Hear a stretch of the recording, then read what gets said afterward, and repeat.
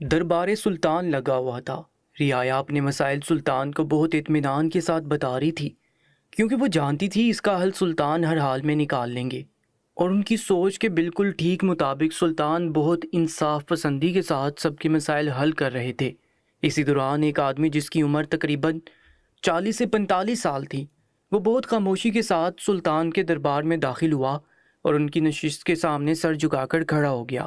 سلطان ایک پل کو چونکے لیکن خاموش رہے، کیونکہ وہ چاہتے تھے کہ وہ آدمی خود اپنی بات شروع کرے، لیکن وہ آدمی بالکل خاموش تھا، نہ کچھ بول رہا تھا، نہ سامنے کی طرف دیکھ رہا تھا، بس خاموشی کے ساتھ سر جھکائے کھڑا ہوا تھا۔ سلطان نے ایک دو پل انتظار کیا کہ اچانک سے سلطان معظم کو کیا ہو گیا۔ وہ تو ہمیشہ سے پہلے جو آیا ہے اس کا مسئلہ حل کرنے کے قائل تھے، لیکن آج اچانک سے انہوں نے کسی اور کو ترجیح کیوں دی؟ وہ آدمی کافی پریشان نظر آ رہا تھا، لیکن سلطان اس آدمی کو مکمل طور پر نظر انداز کر چکے تھے۔ انہوں نے مزید دو اور لوگوں کے مسائل سنے، اور اس کے بعد جب اس آدمی سے برداشت نہیں ہوا تو وہ سلطان کو مخاطب کرتے ہوئے کہنے لگا، سلطان معظم، میں آپ کے سامنے بولنا تو نہیں چاہتا، لیکن یہ غلط ہے۔ آپ تو ہمیشہ پہلے جو آیا ہے اس کا مسئلہ سنتے ہیں، تو آپ میرا مسئلہ کیوں نہیں سن رہے؟ سلطان نے ایک نظر اس آدمی کو دیکھا اور پھر خاموش ہو گئے۔ وہ اس آدمی سے بات ہی نہیں کرنا چاہتے تھے۔ نہ جانے انہیں اچانک سے کیا ہو گیا تھا۔ تمام درباری بھی حیران تھے، کبھی ایسا ہوا ہی نہیں تھا۔ نہ جانے سلطان کو کیا ہو گیا تھا جو وہ ایسے برتاؤ کر رہے تھے۔ وہ ایک بار پھر رعایا میں مگن ہو گئے تھے، مگر اب وہ آدمی کافی اضطرابی کیفیت کا شکار لگ رہا تھا۔ وہ بے ساختہ زمین پر گھٹنوں کے بل بیٹھ گیا اور تیز تیز آواز میں رونے لگا۔ سلطان نے ایک اور آنے والے انسان کو روک دیا تھا۔ وہ سامنے والے انسان کی برداشت تک کی اس کو آزماتے تھے، اس سے زیادہ کبھی بھی سامنے والے کو آزمائش میں نہیں ڈالتے تھے۔ جب اس انسان سے برداشت نہیں ہوا تو سلطان نے اپنی خاموشی توڑ دی۔ انہوں نے اس آدمی کو مخاطب کیا اور کہنے لگے، جب تم یہاں پر آ چکے ہو، تم نے جب سوچ لیا ہے کہ تم دربار میں اپنا مسئلہ بتاؤ گے، تو بات کا آغاز فوراً کرو۔ میرے سامنے کھڑے ہو کر خاموشی اختیار کرنے کا کیا مقصد ہے؟ اگر تمہیں اپنا مسئلہ بتانا ہی نہیں ہے، دربار کا وقت ضائع کرنا ہے، تو پھر کسی اور کا مسئلہ سنوں گا میں۔ نہ ہی میرے پاس اتنا وقت ہے، نہ کہ میں صرف ایک انسان پر وقت ضائع کرتا رہوں۔ ان کا لہجہ حد درجہ نرم تھا، جبکہ وہ آدمی روتے ہوئے کہنے لگا، سلطان معظم، مجھ میں ہمت نہیں ہو رہی تھی کہ میں اپنا مسئلہ آپ کو بتاؤں۔ آپ تو بہت عظیم ہیں، آپ تو سب کے مسئلے بنا سنے ہی جان جاتے ہیں، تو آپ نے میرے ساتھ ایسا کیوں کیا؟ وہ آدمی حد درجہ حساس بھی تھا۔ سلطان کو اس بات کا اندازہ ہو گیا تھا۔ سلطان دھیما سا مسکرائے اور اپنے ایک سپاہی کو پانی لانے کا اشارہ کیا۔ ان کے حکم کی فوراً ہی تعمیل کی گئی تھی اور اس آدمی کو مشکیزے میں پانی بڑھ کر سامنے پیش کر دیا گیا تھا۔ وہ پانی لینے سے انکار کر رہا تھا، لیکن سلطان کے کہنے پر اس نے گھٹا گھٹ پانی اپنے حلق میں انڈیل لیا۔ پانی پینے کے بعد سلطان نے اس آدمی کو تحمل سے مخاطب کیا اور کہنے لگے، اب بتاؤ تمہارے ساتھ مسئلہ کیا ہے؟ وہ آدمی ایک بار پھر سر جھکا کر کھڑا ہو گیا تھا۔ سلطان کچھ کہتے اس سے پہلے ہی وہ آدمی دھیرے دھیرے بولنا شروع ہوا، سلطان معظم، میں جس گھر میں رہتا ہوں وہ گھر میرا نہیں ہے۔ ہم دو بھائی تھے، میرے ابا کی جائیداد میں سے ہم دونوں بھائیوں کو حصہ ملنا تھا، لیکن اماں ابا کی وفات کے بعد جب گھر کا بٹوارا ہوا تو بڑے بھائی نے مجھ سے ساری جائیداد چھین لی اور مجھے میری بیوی بچوں سمیت گھر سے بے دخل کر دیا۔ بڑا بھائی ہونے کی وجہ سے میں اسے کچھ بول نہیں پایا اور اپنی بیوی بچوں سمیت ڈگر ڈگر کے دھکے کھانے لگا۔ اسی دوران میرا واسطہ ایک مصری عورت سے ہوا۔ اس عورت کے آگے پیچھے کوئی نہیں ہے، لیکن وہ بہت سمجھدار اور شاطر عورت ہے۔ اس نے جب ہمیں اسے دھوکہ کھاتے دیکھا تو اس نے سامنے سے یہ پیشکش کی کہ تم میرے گھر میں رہ لو، لیکن اس کے بدلے مجھے کچھ اجرت دے دینا۔ میں فوراً ہی رضامند ہو گیا، کیونکہ مجھے بر وقت کوئی چھت چاہیے تھی۔ مجھے میرے بچوں کو اس گھر میں رہنا تھا، میں اپنی بیوی اور بچوں سمیت سڑکوں پر نہیں رہ سکتا تھا۔ مجھے اس عورت کی پیشکش مناسب لگی اور میں اس کے گھر میں رہائش پذیر ہو گیا، لیکن یہی میری سب سے بڑی غلطی ثابت ہوئی، کیونکہ وہ عورت میری سوچ سے بھی زیادہ مکار ہے۔ سلطان معظم، اس مصری عورت نے میری زندگی حرام کر دی ہے۔ سلطان حیران ہوئے اور کہنے لگے، کیوں، ایسا کیا کر دیا اس عورت نے تمہارے ساتھ جو تمہاری زندگی حرام ہو گئی ہے؟ وہ آدمی یہ سن کر کہنے لگا، سلطان معظم، میں اس کے گھر میں تقریباً 6 ماہ سے رہائش پذیر ہوں۔ میں ہر مہینے اسے باقاعدگی سے مہینے کے آخر میں کرایہ ادا کر دیتا ہوں، لیکن وہ ہر ماہ کرایہ بڑھا دیتی ہے۔ میں بہت پریشان ہوں، میرے پاس اتنا پیسہ نہیں ہے۔ میں روز کماتا ہوں، روز کھاتا ہوں۔ میرا ایک بہت بڑا خاندان ہے جس کو لے کر مجھے اکیلے کو ہی چلنا ہوتا ہے۔ میں اپنے گھر کا واحد کفیل ہوں، لیکن وہ مصری عورت میری بات کو سمجھتی نہیں ہے۔ میں نے کئی بار اس سے سفارش کی ہے کہ تم ہمارے حالات پر رحم کھاؤ۔ اتنا تو کرایہ اس گھر کا نہیں ہے جتنا تم مانگ رہی ہو۔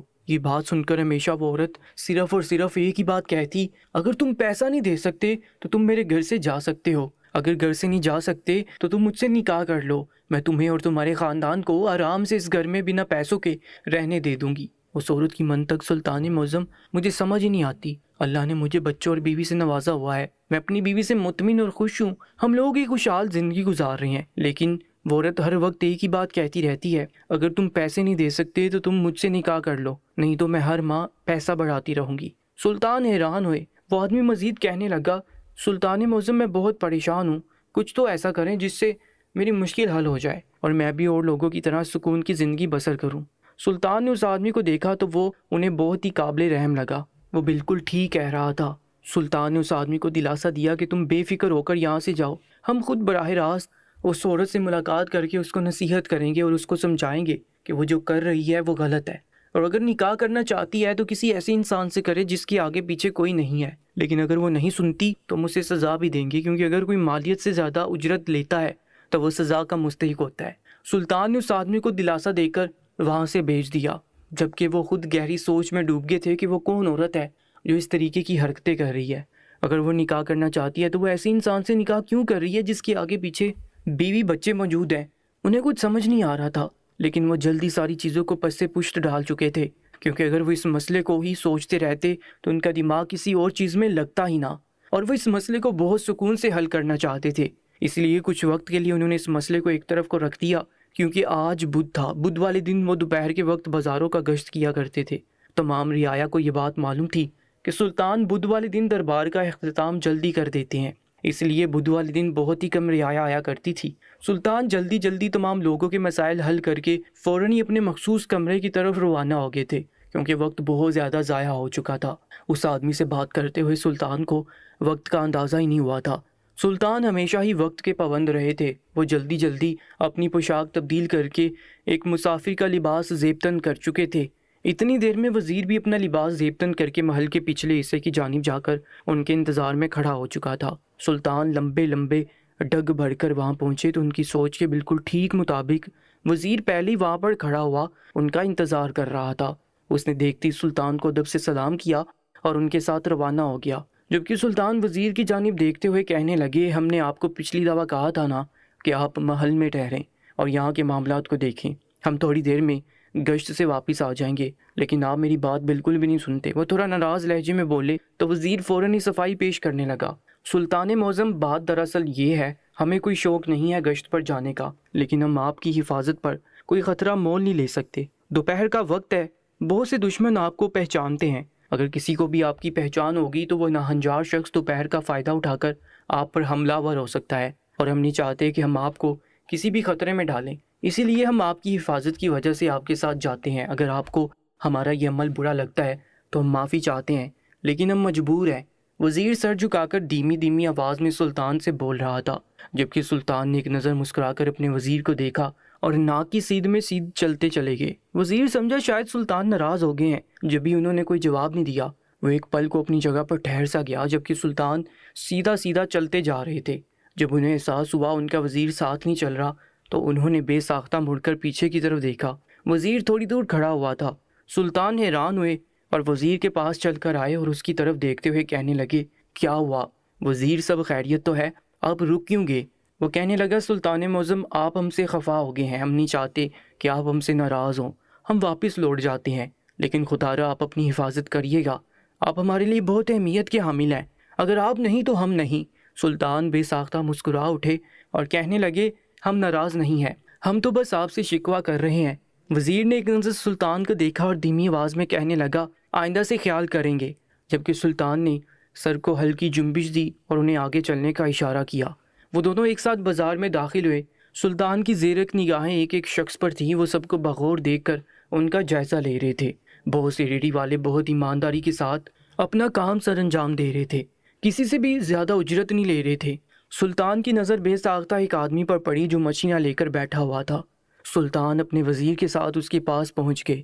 اس کے ارد گرد بہت سی عورتیں مچھلیاں خرید رہی تھیں۔ سلطان اس آدمی کو بہت غور سے دیکھ رہے تھے۔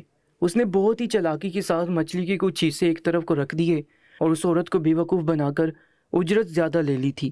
سلطان کو یہ عمل کافی ناگوار گزرا۔ وہ بے ساختہ اس آدمی کو مخاطب کرتے ہوئے کہنے لگے، جو تم ابھی کر رہے ہو، کیا تمہیں معلوم ہے اس کی سزا کتنی بڑی ہے؟ کیا تم یہ نہیں جانتے کہ بے ایمانی کرنے والے کبھی بھی جنت میں نہیں جائیں گے، بلکہ انہیں دوزخ میں ڈال دیا جائے گا؟ جبکہ وہ آدمی ایک دم ہی گڑبڑا چکا تھا اور سلطان کی طرف دیکھتے ہوئے کہنے لگا، کیا بول رہے ہو بھائی؟ میں تمہاری بات کا مطلب نہیں سمجھ رہا۔ سلطان نے سر کو نفی میں ہلایا اور وزیر کو حکم دیا کہ اس کو جتنی بھی مچھلیاں اب تک چھپائی ہوئی ہیں اسے باہر نکالو، لوگوں میں بانٹ دو۔ جبکہ وہ آدمی بہت برے طریقے سے گڑبڑا چکا تھا۔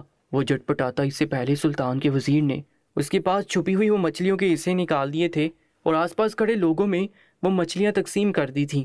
وہ آدمی بہت ہی شرمندہ نظر آ رہا تھا کیونکہ اس کی چوری پکڑی جا چکی تھی۔ سلطان نے اس کے کندھے پر ہاتھ رکھا اور اس کو دھیمی آواز میں کہنے لگے، اتنا مت گرو کہ بعد میں اللہ کے دربار میں تمہاری حاضری ہو تو اسے جواب نہ دے پاؤ۔ چوری کرنا گناہ ہے اور تم گناہ گار ہو۔ تمہیں چاہیے کہ اللہ سے معافی مانگو۔ توبہ کا دروازہ تمہاری سانسیں جب تک چل رہی ہیں تب تک کھلا ہوا ہے، جیسے تمہاری سانسیں تھم جائیں گی تمہاری توبہ کا دروازہ بھی بند ہو جائے گا۔ اور انسان کو موت کا نہیں معلوم پل میں کب موت آ جائے، کسی کو کچھ پتہ نہیں چلتا۔ اسی لیے تمہارے حق میں یہی بہتر ہوگا کہ تم انصاف پسندی سے کام لو اور اپنی روزی کو حلال کرو۔ جو تم کر رہے ہو وہ حرام ہے۔ سلطان کا لہجہ دیکھ کر اس آدمی نے بے ساختہ سر اٹھایا اور انہیں گہری نگاہوں سے دیکھتے ہوئے کہنے لگا، ایسا محسوس ہوتا ہے جیسے تم سلطان معظم کے کچھ لگتے ہو، لیکن میں تمہیں پہچان نہیں پا رہا۔ سلطان اس آدمی کی بات سے دھیما مسکرائے اور اس کے کندھے کو تھپ تھپا کر آگے بڑھ گئے۔ ابھی وہ مزید آگے جاتے کہ ان کی نظر بازار میں ہی کونے میں کھڑی ایک اونٹنی پر پڑی۔ اس اونٹنی کے قریب ہی ایک عورت سر پر چننی اوڑھے اس کا دودھ نکال رہی تھی۔ سلطان کے دل میں یکدم ہی ایک خواہش جاگی کہ وہ اونٹنی کا دودھ پئیں، اس لیے وہ اپنے وزیر کے ہمراہ اس عورت کے قریب چلے گئے۔ انہوں نے اس عورت کو ایک نظر دیکھا اور کہنے لگے، عورت، کیا تم اپنی اونٹنی کا تھوڑا دودھ مجھے دے سکتی ہو؟ اس نے ایک ناگوار سی نظر سلطان پر ڈالی اور واپس اپنے کام میں مگن ہوگی۔ وہ عورت دکھنے میں مصری معلوم ہو رہی تھی۔ اس کے لباس سے یہ بات ظاہر ہو رہی تھی کہ وہ مصر کی رہنے والی ہے۔ سلطان کو اس کا نظر انداز کرنا پسند تو نہیں آیا، لیکن وہ پھر بھی ایک بار پھر اس عورت کو مخاطب کرتے ہوئے کہنے لگے، میں تمہیں اس دودھ کی اجرت دے دوں گا، کیا تم مجھے تھوڑا دودھ دے سکتی ہو؟ اس عورت نے اس بار سلطان کو طراق کر کے جواب دیا، یہاں سے چلے جاؤ، میں اپنی اونٹنی کا دودھ کسی کو بھی نہیں دیتی۔ وہ عورت کافی بدتمیز تھی، اسے بات کرنے کی بالکل بھی تمیز نہ تھی۔ وزیر کا خون کھول اٹھا اور اس عورت کی طبیعت صاف کرنے کے لیے آگے بڑھتا، اس سے پہلے سلطان نے ہاتھ کے اشارے سے اسے روک دیا۔ سلطان ایک بار پھر اس عورت کو مخاطب کرتے ہوئے کہنے لگے، ہم آپ کو اس کی زیادہ اجرت دے دیں گے، بس آپ ہمیں ایک مشکیزہ دودھ کا برقع دے دیں۔ اس عورت نے ایک بار پھر سلطان کو دیکھا اور بڑک کر کہنے لگی، اگر اتنا ہی دودھ پینا ہے اونٹنی کا تو تم مجھ سے نکاح کر لو، روزانہ تمہیں اس اونٹنی کا دودھ پلایا کروں گی۔ جبکہ سلطان اور وزیر دونوں حیران ہوئے اور اس عورت کو دیکھتے ہوئے کہنے لگے، کیا ہو گیا ہے تمہیں؟ ایک دودھ کے بدلے میں تم سے نکاح کیوں کروں گا؟ وہ عورت بے دلی سے ہنسی اور واپس اپنے کام میں مگن ہوگی، جبکہ سلطان کو اب اس عورت میں دلچسپی ہو رہی تھی۔ ان کے دماغ میں اس آدمی کی شکایت گردش کرنے لگی جو سلطان سے ایک ایسی عورت کی شکایت کر رہا تھا کہ وہ ہر ماہ پیسے بڑھا دیتی ہے اور جب دینے سے منع کرتے ہیں تو کہتی ہے کہ نکاح کر لو۔ سلطان کے دماغ کی بتی جلی، یعنی یہ وہی عورت تھی جو اس آدمی کو بھی پریشان کر رہی تھی۔ سلطان اس عورت کی پشت کو دیکھتے ہوئے کہنے لگے، ٹھیک ہے، میں تم سے نکاح کرنے کے لیے تیار ہوں، لیکن اس سے پہلے ایک بار میری اس مٹھی کو دیکھ لو، اس کے بعد تمہارا جو فیصلہ ہوگا مجھے منظور ہوگا۔ سلطان کی بات سن کر اس عورت نے جھٹکے سے سر پیچھے کی طرف کیا، جبکہ سلطان نے جیسے ہی اپنے ہاتھ کی مٹھی کھول کر اس عورت کو دکھائی تھی، اس عورت کی ہوا خشک ہو چکی تھی، اس کے چہرے کی ہوائیاں اڑ گئی تھی۔ وہ بے ساختہ اپنی جگہ سے کھڑی ہوئی اور سلطان کو حیرانگی بڑی نگاہوں سے دیکھتے ہوئے کہنے لگی، سلطان آپ؟ جبکہ سلطان نے سر کو ہلکی جنبش دی۔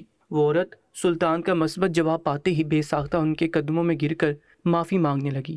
سلطان معظم، مجھے معلوم نہیں تھا کہ یہ آپ ہیں، مجھے اگر معلوم ہوتا تو میں کبھی بھی یہ گستاخی نہیں کرتی، آپ سے معافی چاہتی ہوں، میں ابھی کے ابھی آپ کو دودھ دیتی ہوں۔ وہ عورت بہت برے طریقے سے گڑبڑا چکی تھی، جبکہ وزیر حیران تھا کہ نہ جانے سلطان نے اس عورت کو ایسا کیا دکھایا تھا کہ وہ فوراً اس سلطان کو پہچان گئی تھی۔ جبکہ سلطان نے اس عورت کا دیا ہوا دودھ پیا اور اس کو دربار میں آنے کا حکم دے کر وہاں سے آگے بڑھ گئے، جبکہ وہ عورت کافی ڈر چکی تھی۔ ابھی تھوڑی دیر پہلے جو سلطان سے بدتمیزی کر رہی تھی، اب اس کو ملال ہو رہا تھا کہ اس نے سلطان سے بدتمیزی کیوں کی۔ دربار آنے کا مقصد صرف یہی تھا کہ اب اس کو سزا ملے گی اور وہ اسی چیز سے گھبرا رہی تھی۔ سلطان تھوڑی دیر بازاروں کا گشت کر کے واپس اپنے محل آ گئے۔ اس عورت کو سلطان نے کل دربار میں طلب کیا تھا۔ انہوں نے فوراً ہی اپنے سپاہیوں کے ذریعے اس آدمی تک یہ پیغام پہنچا دیا تھا کہ کل تمہیں دربار میں حاضری لگانی ہے کیونکہ تمہارا مسئلہ کل ہی حل کر دیا جائے گا۔ جبکہ سلطان اپنے مخصوص کمرے میں جا کر ہونے والی جنگ کے بارے میں منصوبہ تیار کرنے لگے۔ کچھ روز بعد ہی ان کی ایک جنگ تھی، وہ بھی دشمن ممالک کے ساتھ۔ وہ وہاں جا کر اپنی فتح کا جھنڈا ہر حال میں لہرانا چاہتے تھے، لیکن اس سے پہلے انہیں بہت ہی مضبوط منصوبہ بنانا تھا تاکہ کسی بھی پریشانی کا اس وقت انہیں سامنا نہ کرنا پڑے۔ سلطان کی یہ سب سے اچھی عادت تھی کہ جنگ ہونے سے پہلے ہی وہ تمام تر کام پورے کر لیتے تھے، اسی لیے ان کی جنگ ہمیشہ ہی کامیاب ٹھہرتی تھی۔ وہ دن اپنی رفتار کے مطابق گزر چکا تھا اور اگلے روز دربار اپنی شان سے لگا دیا گیا تھا۔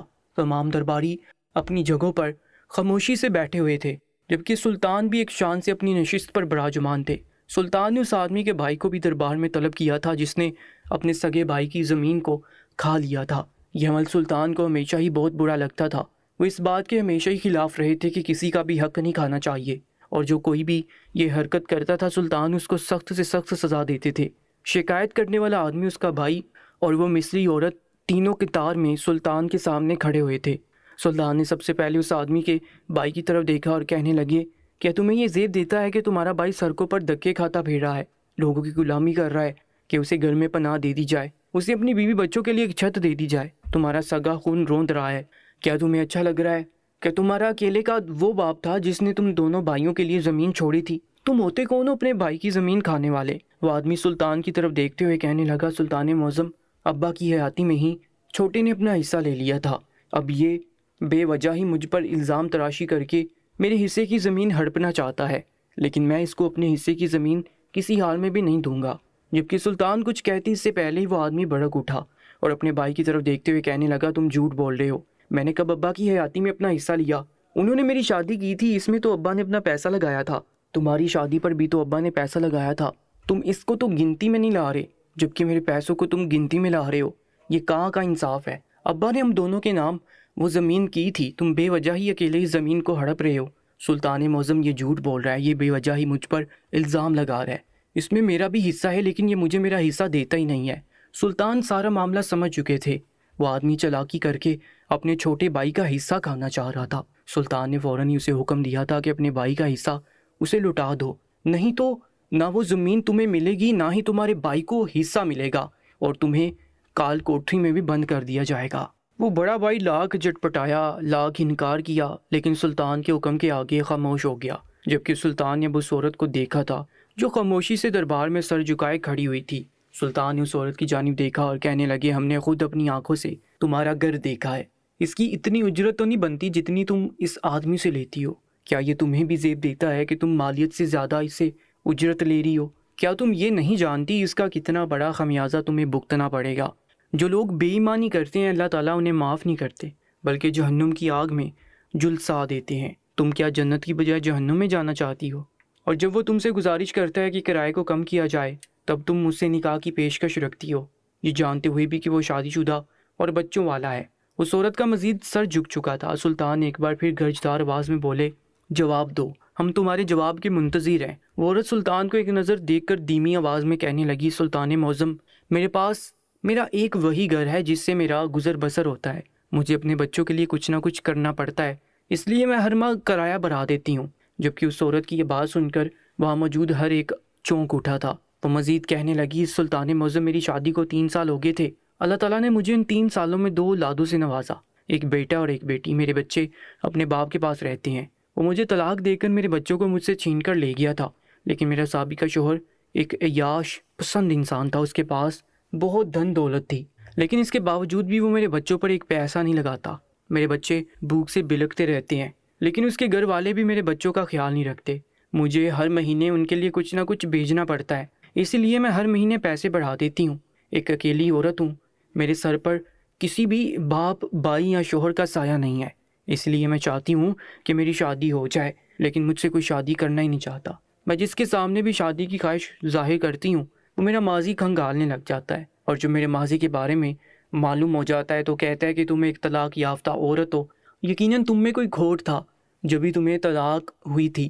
میں نے اپنا ماضی لوگوں سے چھپانا شروع کر دیا ہے، میں کسی کے سامنے بھی اس بات کو یاد نہیں کرتی کہ میرے 2 بچے ہیں اور میں پہلے شادی شدہ تھی۔ میں اس آدمی سے شادی کی خواہش اس لیے کرتی ہوں کیونکہ یہ آدمی بہت ایماندار ہے، اپنی بیوی کے ساتھ مخلص ہے، اپنے بچوں سے پیار کرتا ہے۔ میں چاہتی ہوں کہ میری زندگی میں بھی کوئی ایسا شخص آ جائے جو مجھ سے بے غرض پیار کرے اور میرے بچوں کی ذمہ داری لینے کے لیے تیار ہو جائے۔ اگر یہ آدمی مجھ سے نکاح کر کے تیار ہو جاتا تو میں اسے اپنا گھر بھی دے دیتی اور اس سے زیادہ کچھ مانگتی بھی نہیں۔ بس مجھے ایک آدمی کے نام کا سہارا چاہیے کیونکہ میں اپنے بچوں کو اپنے پاس لے کر آنا چاہتی ہوں۔ میرا اور کوئی مقصد نہیں تھا۔ میں اس آدمی کو مسلسل اس لیے تنگ کرتی تھی کہ کیا پتا یہ تنگ آ کر مجھ سے نکاح کرنے کے لیے تیار ہو جائے، لیکن یہ بہت کٹر ہے۔ اس نے آپ سے شکایت کر دی، لیکن میں اب اس آدمی کو اپنے گھر میں پناہ نہیں دے سکتی۔ یہ اپنا سامان لے کر میرے گھر سے جا سکتا ہے۔ میں اسے کسی غلط نیت سے نکاح کرنے کی خواہش ظاہر نہیں کر رہی، بس میں چاہتی تھی کہ مجھے کسی مرد کے نام کا سہارا مل جائے تاکہ میں اپنے بچوں کو اپنے پاس لے کر آ جاؤں۔ میرا سابقہ شوہر مجھے کسی صورت بھی میرے بچے نہیں دے رہا اور انہیں تکلیف بھی دیتا ہے۔ اگر وہ میرے بچے رکھ رہا ہے تو انہیں کم از کم تکلیف تو نہ دے۔ میں انہیں وجوہات کی وجہ سے شادی کرنا چاہتی ہوں، لیکن ہر کوئی میرا ماضی کھنگالنے بیٹھ جاتا ہے۔ کل میں نے جب آپ کو دیکھا تو مجھے آپ ایک پر نور سا سایہ محسوس ہوا، اس لیے میں نے سوچا کہ میں آپ سے شادی کر لوں، لیکن بے دھیانی میں آپ سے اتنی بدتمیزی کر گئی۔ اس عمل کے لیے میں آپ سے معافی مانگتی ہوں، مجھے معاف کر دیجیے گا، لیکن اب میں اس انسان کو اپنے گھر میں مزید پناہ نہیں دے سکتی۔ سلطان نے اس عورت کی بات سنی اور اس کو سمجھاتے ہوئے کہنے لگے، دیکھو وہ اپنی جگہ پر درست ہے، وہ ایک دیہڑی دار مزدور ہے، روزانہ کماتا ہے، روز کا کھاتا ہے۔ اگر ہر ماہ اس کا کرایہ بڑھایا جائے گا تو وہ کم از کم اس کی شکایت تو کرے گا۔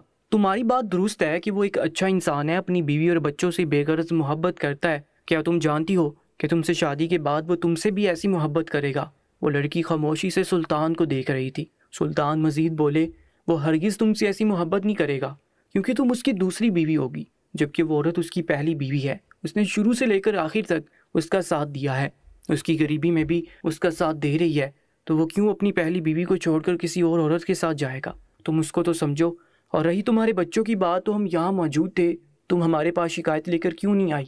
تم ہمارے دربار میں آتی، ہمیں بتاتی، ہم لازمی تمہارے بچے تم سے ملواتے۔ وہ عورت خاموش ہو گئی، جبکہ سلطان نے فوراً ہی اس عورت کے سابقہ شوہر کو بلا کر ان دونوں بچوں کو اس عورت کے حوالے کیا، جبکہ اس آدمی کے بھائی نے بھی اپنے چھوٹے بھائی کو اس کے حصے کی جائیداد واپس لوٹا دی تھی، اس لیے وہ اس عورت کا گھر چھوڑ کر چلا گیا تھا، جبکہ سلطان نے اپنے ایک بہت ہی بہترین سپاہی سے اس عورت کی شادی کروا دی تھی۔ اس مٹھی میں کچھ اور نہیں تھا بلکہ سلطان کے ہاتھ کے اندر جو ہر وقت ایک انگوٹھی موجود ہوتی تھی، ان کی مٹھی میں تھی۔